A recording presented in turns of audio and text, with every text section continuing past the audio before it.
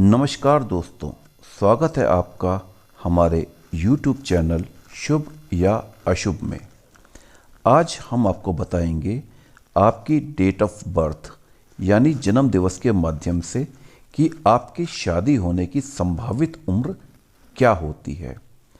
ये पूरे का पूरा न्यूमरोलॉजी पे डिपेंड करता है, पर कुछ लोग पाएंगे कि न्यूमरोलॉजी के बावजूद भी जो ईयर निकल कर आ रहा है उसमें उनकी शादी नहीं हो पा रही है। तो ऐसा क्यों हो रहा है, इसका समाधान देती है लोशु ग्रेड। तो सबसे पहले ये पता करते हैं कि डेट ऑफ बर्थ के हिसाब से आपकी शादी कब होगी। मानिए कि आपकी उम्र आज की डेट में या आपकी डेट ऑफ बर्थ जो है वो ये है 21 जून 1969। तो अब हमें क्या करना है, इसमें सबसे पहली चीज़ जो आती है वो आती है डेट। आपको पता होगा ये वो दिन है जिस दिन आप पैदा हुए थे। तो डेट है 21 और इसके बाद आता है मंथ। मंथ है 6th मंथ यानी कि जून का महीना। अब हम यहाँ से क्या करेंगे, यहाँ से हम दो चीज़ें निकालेंगे। सबसे पहले आता है किंग नंबर। किंग नंबर क्या होता है कि आप इसमें केवल अपनी डेट ऑफ बर्थ को देखिए जो कि है 21। अगर आपकी डेट ऑफ बर्थ 1 से लेके 9 तक आती है तो आपका किंग नंबर सीधे सीधे 9 हो गया, या 1 से 9 के बीच में जो भी वो नंबर आता है वो आपकी डेट ऑफ बर्थ हो गई, किंग नंबर हो गया। पर हो सकता है कि आपकी डेट ऑफ बर्थ 10th से शुरू हो और 31st तक जाए। जैसे इस केस में डेट ऑफ बर्थ क्या है 21, जो कि एक 2 डिजिट का नंबर है। तो आपको क्या करना है, उसको जोड़ देना है। 2 + 1 = 3। अब एक और उदाहरण ले लीजिए।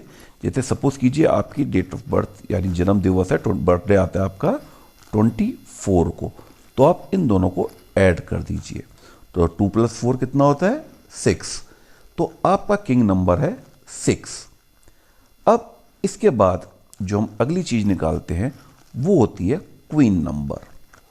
क्वीन नंबर के लिए आप क्या करेंगे, जो भी आपकी डेट ऑफ बर्थ है यानी कि ये, इसमें कुल मिला के आप देखेंगे जितने भी नंबर हैं उन सबको आप ऐड कर दीजिए। 21, 06, 1989 यही है। देखिए सीधे सीधे पूरे का पूरा डेट ऑफ बर्थ में जितना भी नंबर थे इन सबको हमने ऐड कर दिया। 21, 06, 1989। तो इन सबका सम बना 35। और इसको हम क्या करेंगे, फिर से सिंगल डिजिट में चेंज कर देंगे। कैसे, 3 + 5 करके। तो 3 और 5 कितना होता है 8 होता है। तो आपका जो क्वीन नंबर आ गया वो क्या आ गया, 3 + 5 8 आ गया। तो अपने बर्थडे के हिसाब से आप अपना किंग नंबर और क्वीन नंबर निकाल लीजिए। अब इसमें अगला स्टेप क्या होता है कि जो भी आपका किंग नंबर आया, जैसे इस केस में क्या आया था, किंग नंबर आया था आपका 3, उसमें 2 बार 9 और 9 को जोड़ दीजिए। ये 9 + 9 क्या होते हैं, 9 ग्रह तो होते हैं वर के और 9 ग्रह होते हैं वधू के, यानी कि आपकी होने वाली दुल्हन के। तो ये करके आपका किंग नंबर बन गया 21। सेम ऐसा ही हम क्या निकालने के लिए करेंगे, क्वीन नंबर निकालने के लिए करेंगे। तो क्वीन नंबर क्या हो गया आपका, जो टोटल आया था आपका यहां पे 8, इसमें हमने 2 बार 9 + 9 जोड़ दिया यानी कि 27।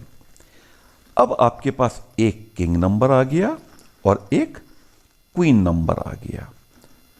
तो आप ये ध्यान देखिए कि आपके विवाह की शुरुआत यानी कि तैयारी, लड़की ढूंढना, ये सब 21 से शुरू हो जाएगा इस एग्जाम्पल के लिए।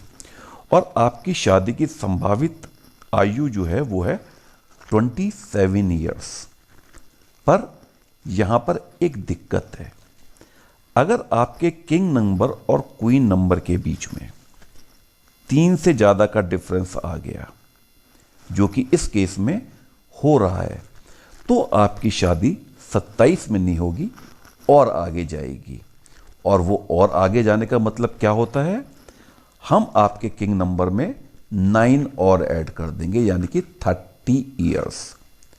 तो ध्यान रखिए, अगर आपके किंग और क्वीन का डिफरेंस 3 से ज्यादा आ रहा है तो आपको अपने किंग नंबर में 9 को और ऐड करना है, और जो आयु आती है लगभग उस आयु में आकर आपकी शादी होगी। अब ऐसा क्यों हो रहा है कि 21 और 27 के केस में हमें ये दिक्कत आ रही है? मैंने कहा था कि अगर 3 से ऊपर ये खेल होगा तो क्या होगा, आपके विवाह में दिक्कत आएगी। तो इस डेट ऑफ बर्थ के लिए, ये जो हमने उदाहरण के लिए पकड़ी थी 21061989, ये चीज क्यों हो रही है, न्यूमरोलॉजी में ये फेलियर क्यों आ रहा है? तो इसका जवाब देती है हमारी लोशू ग्रिड। लोशू ग्रिड अपने आप में चाइना की एक बहुत बड़ा विज्ञान है, और इससे जीवन के हर क्षेत्र के बारे में हम पता कर सकते हैं। पर क्योंकि हम यहां पर केवल किसकी बात कर रहे हैं, आपके विवाह की बात कर रहे हैं, तो हम लोशू ग्रिड को केवल विवाह के केस में ही लेंगे। तो एक जो नॉर्मल लोशू ग्रिड होती है वो ये होती है, और ध्यान रखिएगा इसमें सारे के सारे नंबर इसी जगह पे होते हैं जहां पर ये इस टाइम पे दिखाए हुए हैं। यानी कि नंबर 1 हमेशा यहीं पर ही होगा, नंबर 2 हमेशा यहीं पर ही होगा, नंबर 4 यहीं पे ही होगा। जो नंबर जहां पर है लोशू ग्रिड में वो नंबर हमेशा वहीं पर रहता है। ये ओरिजिनल लोशू ग्रिड है। अब आपको क्या करना है कि जो डेट ऑफ बर्थ हमने एग्जाम्पल के लिए ली थी उस टाइम पे, ये हमारी डेट ऑफ बर्थ थी, इसको अपने लोशू ग्रिड में फिल करना है। तो इसमें अगर आप देखोगे तो किसी की भी डेट ऑफ बर्थ में केवल मैक्सिमम जो नंबर आ सकते हैं वो 2 और 2 4 और 1 8 आ सकते हैं, जबकि यहां पर कितने नंबर हैं, 9 हैं।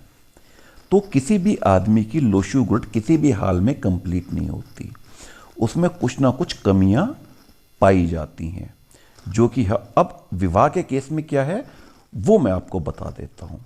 तो आपको करना क्या है कि इन सब नंबरों को अपनी लोशू ग्रिड में फिल करना है। कैसे करना है, जैसे देखिए सबसे पहले क्या है, 2 है, तो हम 2 को ले आते हैं सबसे पहले। 21 का 2 आ गया और 21 का 1 आ गया। देखिए लोशू ग्रिड में ऊपर जहां पर 2 और 1 है वहीं पर मैं नीचे 2 और 1 को लेके आया। उसके बाद 0 लोशू ग्रिड में कहीं नहीं आता।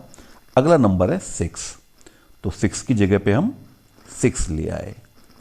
अगला नंबर क्या है, 1, एक बार फिर से 1 आया, 1989 का 1, यानी कि अब एक नंबर जो था, ये जो लोशू ग्रिड का एक नंबर था, ये यहां पर 2 बार आ चुका है। ठीक है, अब इससे आगे बढ़ते हैं। अगला क्या आता है आपका, 9, पहुंच गया 9।